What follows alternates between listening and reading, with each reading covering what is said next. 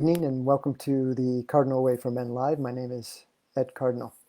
Hope you had a terrific day wherever you live. Tonight's topic is an important one. It's about the importance of the food that you eat and its impact on your health. See, food is medicine, and it's very individualized. It's not one size fits all. One person's medicine is another's poison. So when people ask me about how they should be eating or a certain diet, I always preface as how do you feel? How does it make you feel when you eat a particular way? So there's a lot of different types of diets out there. There's the keto diet. There's intermittent fasting, which I've been doing for years, but recently stopped because I realized, and this happens to men as we get older, our testosterone levels drop. And I noticed that I wasn't getting enough protein. My muscle mass was decreasing. So I stopped with the intermittent fasting and added more protein in the morning, even if it's my smoothie with a couple scoops of protein powder. There's also people who live by vegetarianism, like my wife, or being a vegan. And again, being a vegetarian does not fit for everyone. I was a vegetarian for 10 years. It was fine for me, but I found that particular times there, particularly winter, I craved more animal products, more protein. And so now I do add some animal products to my diet, not much.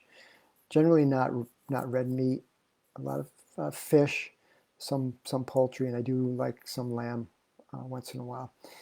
And as far as being a vegan, I have a story about someone that my wife and I know, and he's a big guy, and he's just a solid, sort of structurally, he's a big guy, and he tried being a vegan, and he actually was sickly when he was trying to live his life that way because it didn't fit his constitution, his body type.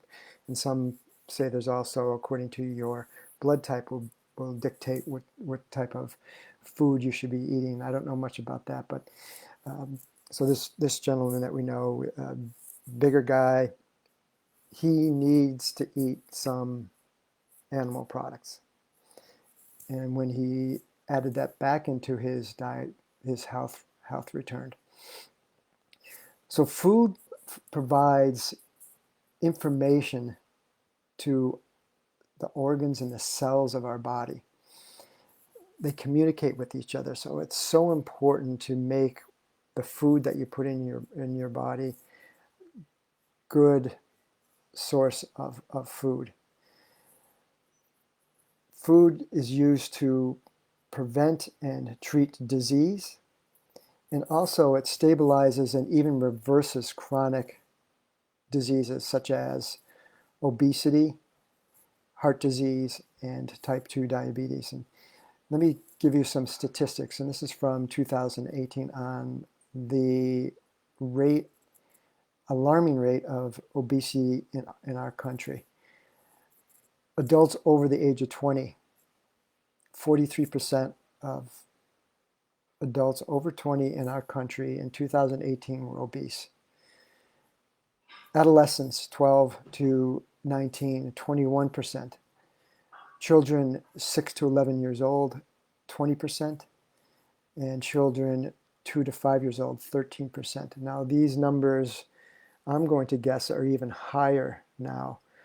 Again, this is from 2014, so we're looking at five years ago. Those are scary numbers, and I think there's a lot of different reasons why obesity has increased. Number one is food and diet. Sedentary lifestyles is another major reason why obesity has increased. Heart disease. Now, I want to tell you a story about another gentleman that my wife and I know who has heart disease, and it runs in his family. A lot of his siblings had died from heart disease, his father.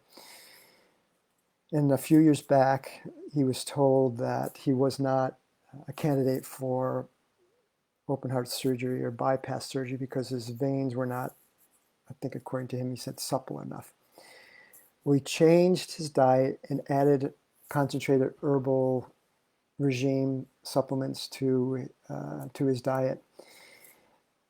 And just recently, his status changed and he needed bypass surgery. And he was able to have bypass surgery because the veins were now healthy enough to be used for the bypass. And that was as a direct result of him changing his diet and adding an herbal protocol, herbal supplements.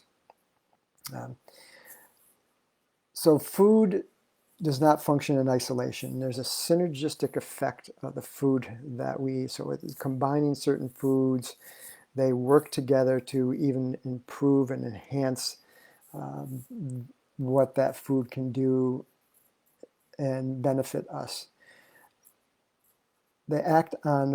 Food acts on multiple organs and tissues, and the effect of nutrients is more subtle and occurs at a slower rate than, for instance,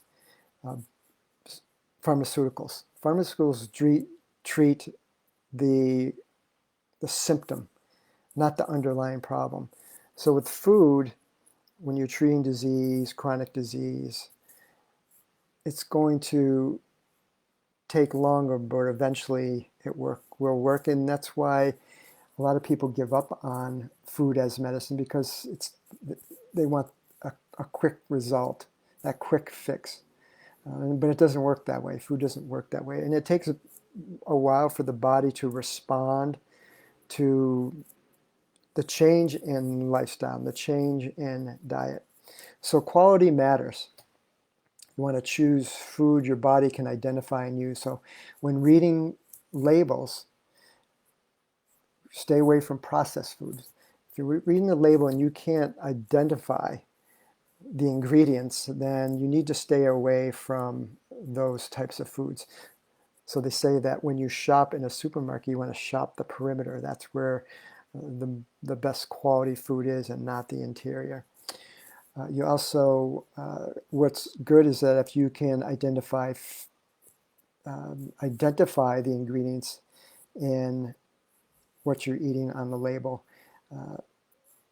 And another good thing is if it has one ingredient, let's say, for instance, nuts, almonds, one ingredient, and if it doesn't have a label at all, for instance, a head of broccoli, that's the best food to be eating. So if you look at a plate, 50% of that plate in the food you should be eating should be fruits and vegetables, legumes, and whole grains. And you want to be eating 3 to 4 times more vegetables than fruits because of the sugar in the fruits. The other half of the plate you split in half, so 25% of that plate should be proteins, which is animal protein and plant protein, depending on what works for you. And the other 25% is healthy fats, avocados, healthy oils, and nuts and seeds. So the whole foods, the proteins, and the fats are great sugar stabilizers. They don't spike the insulin, cause an insulin spike. They don't cause a spike in your sugar. It's nice and even, and which is much, much better for you. Also, the whole foods that you eat, it's best to eat organic, locally grown, grass-fed, free-range eggs and meat. So I hope this was helpful. And again, food is such a crucial and essential part of your overall health and well-being. And if you eat well, you'll live a long and happy life. Of course, there's other things that you need to be doing, but food is a foundational practice. Good eating, good healthy foods is a good foundational practice for good healthy body. Please share this with someone if you find it might be beneficial to them. And until you see me again, be well, take care. And if you have any questions, please drop them in the comment. And if there's something that really you learned from this live, also drop that in the comments. Till you see me again, be well, take care, bye-bye.